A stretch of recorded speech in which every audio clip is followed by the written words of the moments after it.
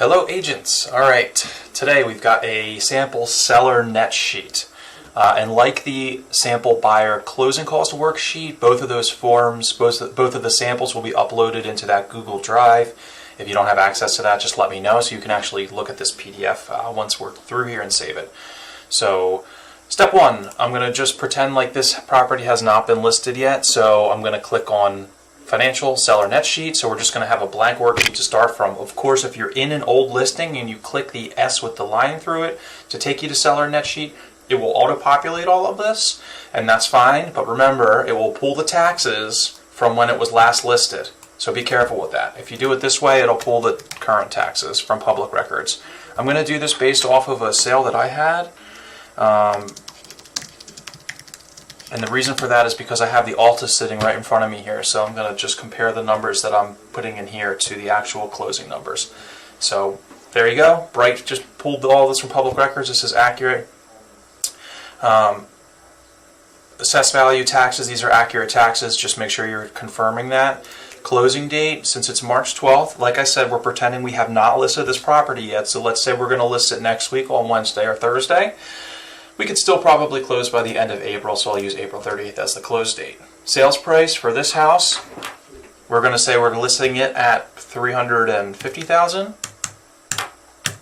Now, I'm probably telling the sellers this price is going to get us multiple offers and we'll sell over ask. That's the market that we're in, but I want to prepare everything I do on worst case scenario. So $350,000 as the sales price. Mortgage balances, that's possible they have a mortgage and a second mortgage like a home equity line.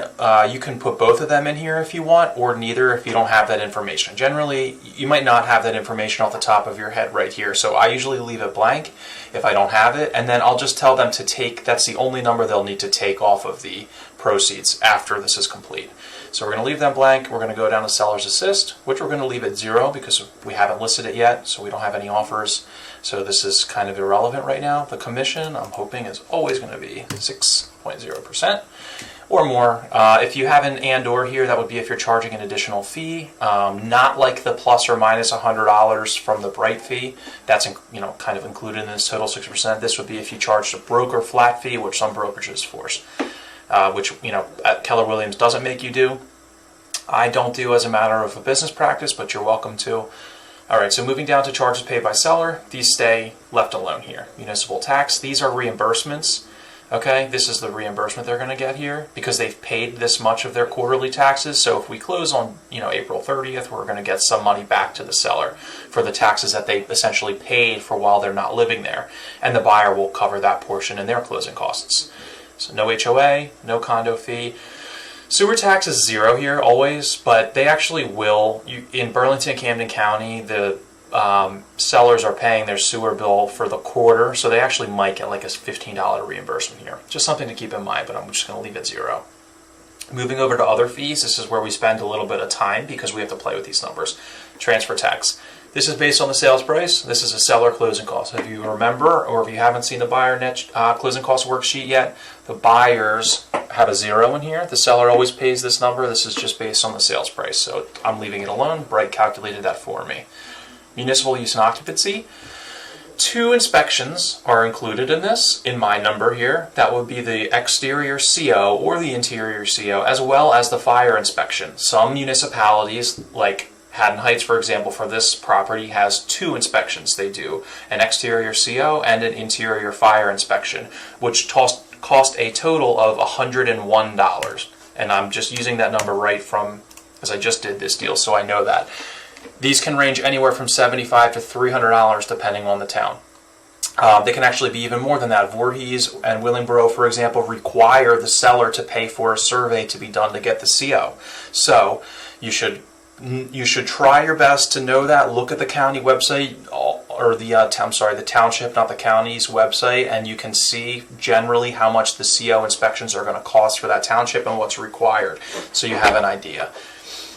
Settlement fee is generally a fee that the title company is charging, split evenly between the buyer and the seller. In this case, it was $250 for the seller and $250 for the buyer. That's a standard settlement fee. Releases, I didn't, no fees for that, but I'm going to just throw 25 on here just in case somebody's charging some type of release fee for a lien or a mortgage or whatever.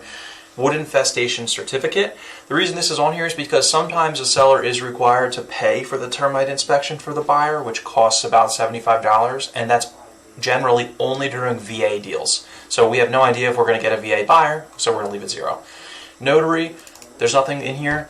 I don't know, I'm just going to throw $35 on here. There's almost always a notary fee thrown on a closing cost worksheet. Again, broker fee, we left that at zero. I'm leaving it zero. Certifications, $50. Bright put that in there, so I just leave it. Like I said, I'd always rather overestimate. Attorney, if you know they're using one, generally they cost $800 to $1,200. You can throw that number in here, or you can leave it off. Express shipping, in this coronavirus day and age, we're doing a lot of overnight mailing, so I'm going to throw $25 in there just in case something needs to be overnighted somewhere for signatures. Home warranty, if you know your sellers are going to include it, maybe they've got dated appliances or an older home, you can throw that in here up front. If they're not going to include it or you're not sure, you can leave it alone. Certificate of resale, we're going to leave that alone. The only fee that's like not on here that should be, I think, is the deed prep fee. When you have a property under contract and the title company is working towards getting you to close, somebody needs to have a deed prepared. An attorney always prepares the deed. It's generally $100, no more than like $100. So maybe $125, $150 tops. So deed prep fee, $100. That's on every deal. Just let the title company handle that. Just make sure that it is taken care of. A lot of times they'll ask, and they have an attorney. The title companies have attorneys they work with for every deal that give them a lower rate because they're just getting, lots of deed prep fees.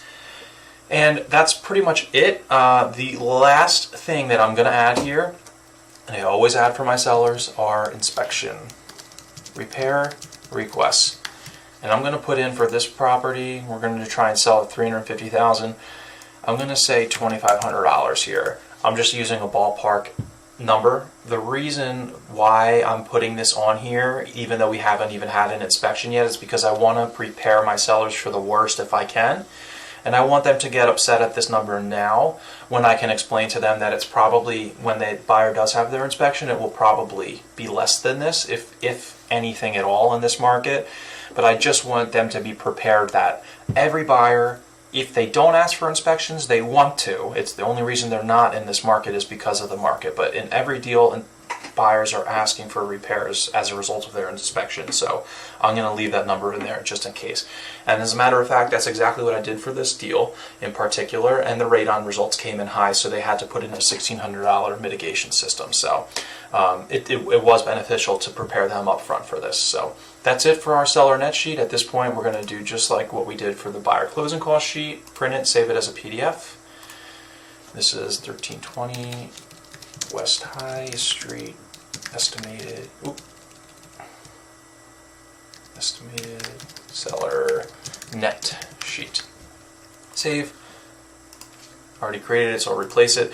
Alright, and then it's in here. I'm going to look at the PDF again and just kind of say I always have my sellers sign this at some point, usually early, along with their listing documents is a good time to do it. This is the most important number, net proceeds to the seller, which you can see right over here. This is how much they should expect to walk away with if they sell the property at $350. The only thing we haven't subtracted from here is their mortgage payoff.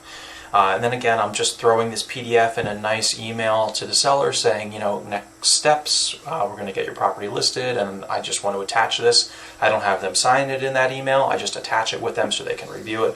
But I do throw this in there along with their compliance docs for them to sign. And I think that's it for this video. That covers it.